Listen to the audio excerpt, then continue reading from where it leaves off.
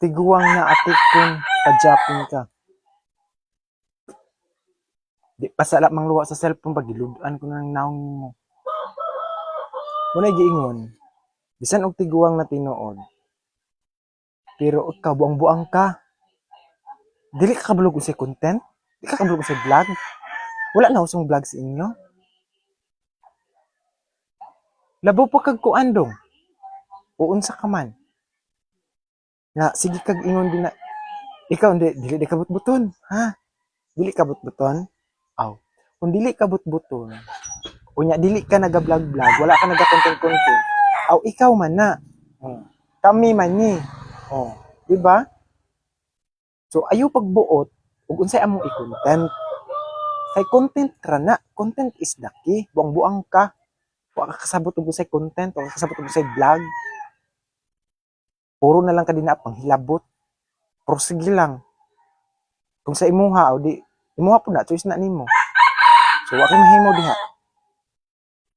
Way lami nga vlogger. Sus, tilawid daw. Tilawid. Sige daw, testingin daw. Na. Testingin daw na og tilaw daw ng sige ha. Pakit ako kung naabay lami nga vlogger. Samtang na ay nag-vlog din ha nga uban nga mga vlogger.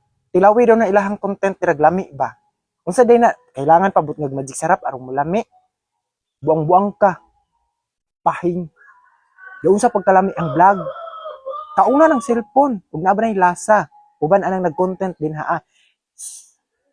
Pahing-pahing. Kamo ikaw wa kay kuan mas kay lami. Wa kay lami kay di ka makita sa mga tao. Labaw sa tanan, di ka kabalo mo sabot og unsay content. Ikaw din ha, pag binugo din ha manang salamat o di awa. Sa pagkawalay lami nga vlogger, nanami ka content. Ayog ka sayop. Kung ikaw masayop, pasensyahay ta. Pasensyahay. So dagang salamat kana lang. Ludan ta ka. Makagaba lang ay di na lang.